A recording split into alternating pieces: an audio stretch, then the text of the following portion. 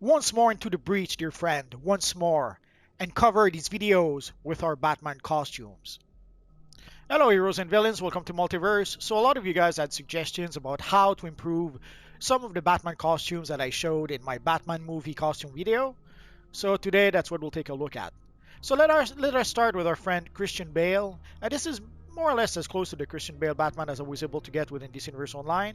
This is pretty much everything I had used before, with one distinction. Some of you guys reminded me that the belt that our friend Christian Bale actually uses is actually colored gold, which I have to admit I had no memory of. I saw the movie a long time ago, and we see the costume a lot in darkness. But when you see some promo photos and promo material, the belt is obviously gold. So this was a change that needed to be made, at least with this version. Other versions will have a lot more changes. In this case, I'm still using the Batman cowl, the Batman chest piece, the Batman Rebirth emblem, the Batman Beyond gloves. The belt is the Green Arrow belt, the high density tactical suit. So the chest piece and the pants are the Stalwart Defender. The boots are the Gotham Outlaw boots. Also, some of you guys suggested that in some of the movies, like the Nolan movies or even the BVS movie, Batman doesn't actually have a Batman cape. It just has a cape that doesn't have like the Batman edges at the edge of the cape. So I went with that, but to me it seems sacrilegious not to use a Batman cape with a Batman character, but what can you do? Next, we have the upcoming Robert Pattinson, the Batman. This one is probably the one I made the most changes to. Basically, instead of using the Batman cape, I'm using the Nabu cape, which kind of works a bit better with this look because he did seem to have some sort of collar around his cape. Here I'm using also the Batman cowl. This is the Batman Beyond chest piece, the Batman Beyond shoulders.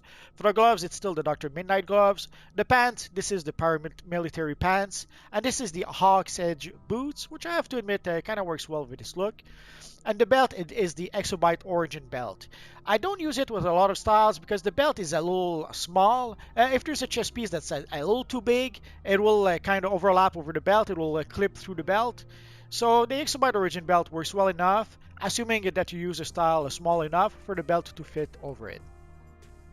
I would still use the Speed Metal chest piece to have the Bat emblem split in two to kind of suggest the two half of the guns that they've used in the movie to be able to create the Bat emblem. And here we have the Batman armor from BVS. The one change I made compared to the other one is the boots. I decided to go with the Zone Walker boots instead of the ones I had.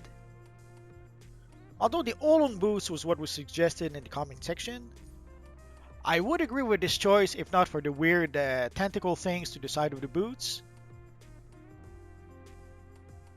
So I'd rather go for something like the Zone Walker instead, so it doesn't have those huge tentacles. Of course, for the pants, it's still the Bionic pants. The belt is the simple utility belt. The gloves and the headpiece are the future Batman gloves and headpiece. The chest is the Star Hex. And the shoulders are the Apocalyptian shoulders. For the cape, again, I did what some suggested. I used a cape that didn't have like the Batman thingy at the end of the cape. And here we have what I think is a nice approximation of the Batman armor from Batman vs Superman. For the Val Kilmer Batman, some suggested I had used the future Batman chest piece to be able to get a Batman emblem that had a bit of texture, a bit of relief into it. Because some suggested just using the Stalwart Defender chest with the Batman Rebirth emblem, but the Batman Rebirth emblem is flat. Even though you can maybe make it a slightly different color to make it pop from the costume, it still is a flat emblem. I wanted to have an emblem that had some relief into it. But I decided to go with the Stalwart Defender chest. Any slimline pants would do the trick. The boots, I went with the owl boots in this case. The same with the owl belt, the owl suit belt. The Daring Vigilante for the gloves. In this case, I stuck with using the Batwoman cape. And obviously, the Batman cowl and the Batman Rebirth emblem. And for the eyes, in order to be able to get the eyes, since I'm using the stealth material, I'm using the bug goggles so that the character can have some sort of eyes. And then for the George Clooney Batman, in my video I made a George Clooney Batman using sort of the yellow oval Batman emblem. Because I thought, I even mentioned in my video that George Clooney pretty much had like the yellow Batman oval emblem. but without the yellow. And I didn't. I could, at the time I couldn't think of a single emblem that could do that. And then as I was processing my video, it hit me that holy crap, the Murder Machine emblem. So if you want to be able to recreate the George Clooney Batman costume, actually the Murder Machine would kind of work in that effect. If you don't have the Murder Machine, you could be lucky. If you don't have the Murder Machine emblem, you could be lucky enough to be able to purchase it from the broker. If not, you should be able to purchase it again next January. Basically, the Murder Machine, well, all the Dark Knight's Metal emblems come from the anniversary event in January. So once we get the anniversary event in January, go see the anniversary event vendor, and you should be able to purchase the not just the emblem. It's a little box that you can purchase, and there's a whole bunch of Dark Knight's Metal emblems within that box. And last but not least, Batman the Animated Series using the Void material. Some of you guys suggested that I should have used the Void material, and I have an upcoming Void material video that I have in the pipeline. But basically, none of the movie costumes really use something that kind of looks like the Void material. But then I thought the animated series kind of does.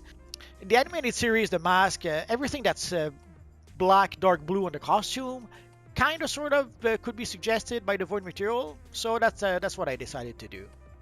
Although sadly, using the Void material, I could not apply the Void material on the short shorts, and that's one of the reasons why sometimes I would like to use the Void material but don't, because I just cannot match it with the color of the shorts. Like, I just cannot match the color of the shorts with the color of the material itself.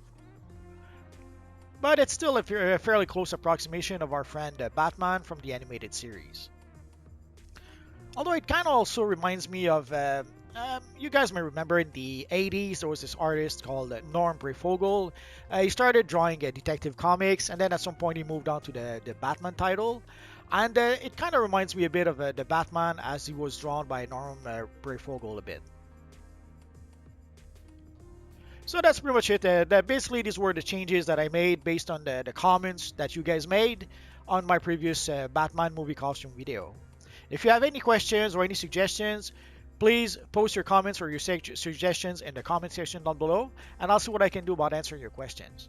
I have roughly 2,000 videos about this universal line at this point, so if I don't answer your question right away, just search in my videos. Odds are I already made a video about it. And that's pretty much it for now, guys. So as always, thank you for watching, and I will see you guys next time. Bye-bye.